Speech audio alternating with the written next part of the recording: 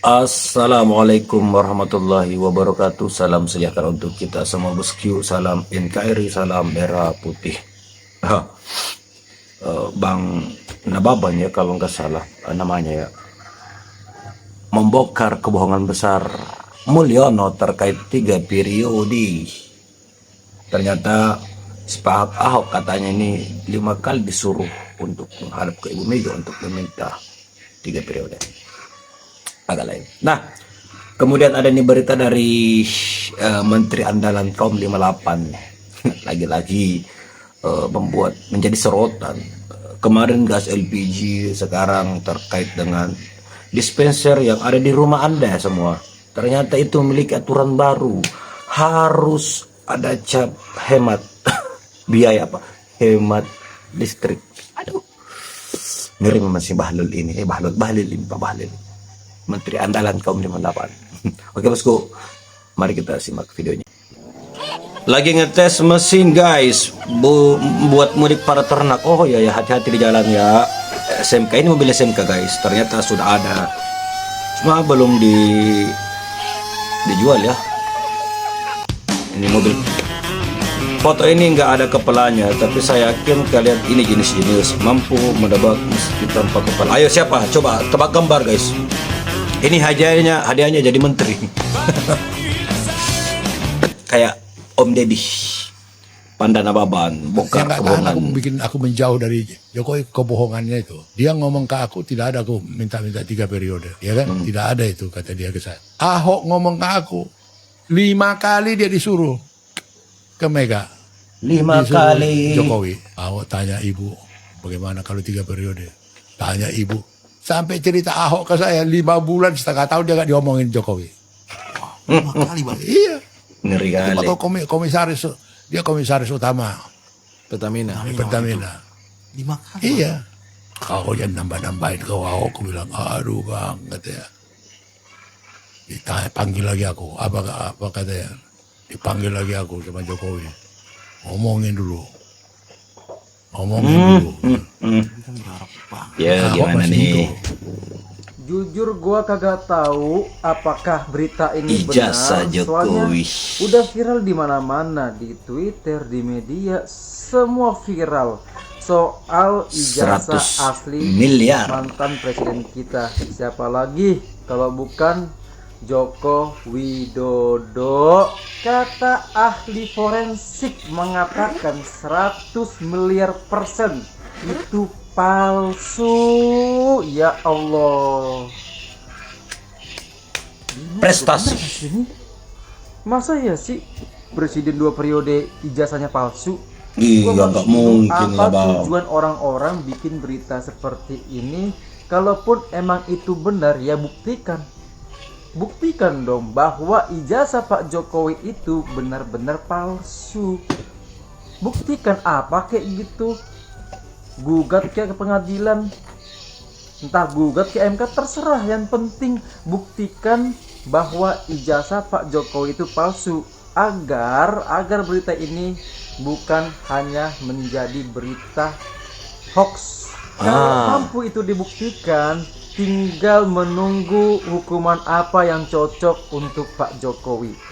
Selesai kan? Sekali palsu, Semua maka serba palsu. seterusnya akan terus palsu. Bener Mulai bang. dari kuliah palsu, IPK palsu, ijazah palsu, penguasa palsu, investasi palsu, pertamax palsu, beras palsu, apalagi omset palsu, terus apalagi kamu punya pengalaman tentang kepalsuan yang tidak pernah berhenti? Janji Tulis di palsu. kolom komentar. Saya titip Rapat paripurna.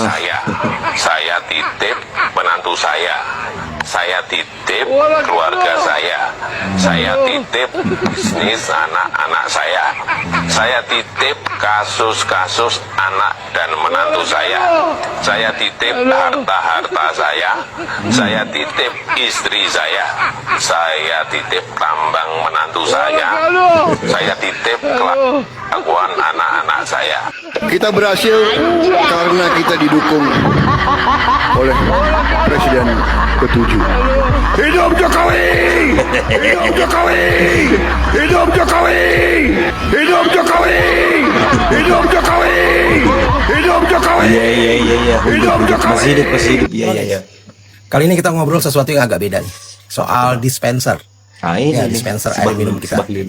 Nah, baru-baru ini Menteri Investasi Bahlil Lahadalia membuat gebrakan lagi nih. Kali ini dia mengeluarkan kebijakan yang mewajibkan dispenser air minum di rumah kita punya label hemat energi.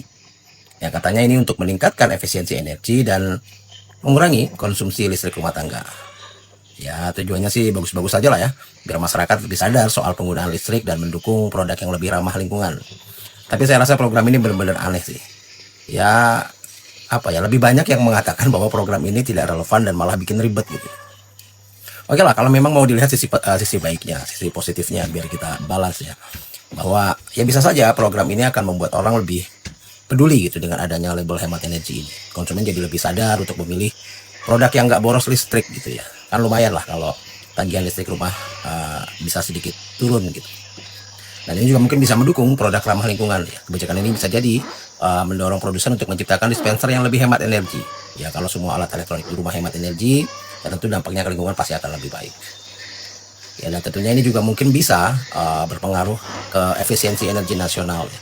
Kalau misalnya banyak rumah tangga yang dispensernya hemat listrik gitu ya, konsumsi listrik di negara kita secara nasional kan bisa ditekan lah. Dan ini tentunya penting sekali buat negara yang sedang berjuang menghadapi krisis energi. Tapi kalau kita perhatikan ya, kok rasanya nggak pas banget program ini ya. Nah, di balik niat baiknya, ada banyak hal yang membuat kebijakan ini terasa kurang pas dan malah bikin banyak orang geleng-geleng kepala. Misalnya saja soal sosialisasi lah. Kebijakan ini seperti muncul tiba-tiba tanpa ada penjelasan yang jelas ke masyarakat.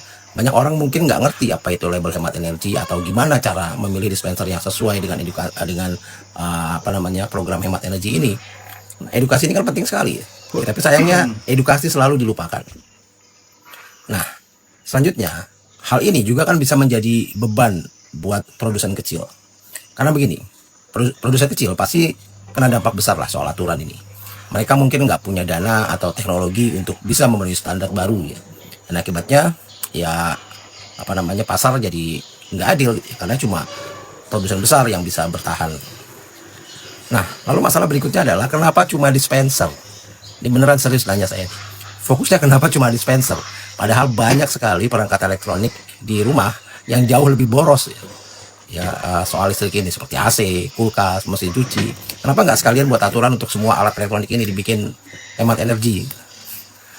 Jadi saya rasa ini benar-benar ajaib sih ya. Belum lagi kalau kita lihat soal label-labelan ini akan berpotensi untuk terjadinya pembuatan label palsu. Ada risiko produsen nakal akan membuat label hemat energi palsu yang tidak memenuhi standar. Ya, sebenarnya nggak memenuhi standar, tapi karena diberi label palsu seolah-olah memenuhi standar. Nah, kalau pengawasan pemerintah lemah, maka kebijakan ini bisa jadi cuma formalitas tanpa ada dampak yang nyata. Ya, jadi mesti gimana?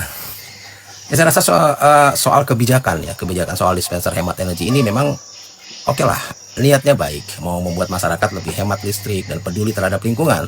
Tapi masalahnya implementasinya masih sangat-sangat kurang dan banyak sekali bolong di sana sini gitu. Tanpa edukasi ke masyarakat dan dukungan buat produsen kecil, maka kebijakan ini rasanya cuma jadi aturan tambahan yang malah akan bikin susah. Nah, kalau pemerintah serius mau mendorong efisiensi energi, ya harusnya pendekatannya lebih luas, lebih menyeluruh dan lebih komprehensif gitu. Jangan cuma fokus ke satu jenis perangkat saja. Apalagi dispenser air minum yang notabene adalah bukan penyumbang terbesar konsumsi listrik di rumah tangga ini. Kan aneh kenapa kok fokusnya ke dispenser. Menurut saya bingung aja kenapa begini. Ya, semoga saja pemerintah kita bisa lebih memilih program yang lebih berkualitas, Ya, semoga. lebih menjanjikan bagi kebaikan dan kemajuan rakyat kita, bukan hanya program yang ngadi-ngadi semata. Ya, kalau menurut kalian gimana guys? Sepakat nggak kalau dispenser itu dilabeli hemat? Kalau saya sih gini loh, cara hemat. Ya, dispensernya nggak usah dicolok. Kalau mau buat air panas ya tinggal kan masak air gitu aja kok repot. Oke bosku, tanggapan kalian di kolom komentar. Assalamualaikum warahmatullahi wabarakatuh.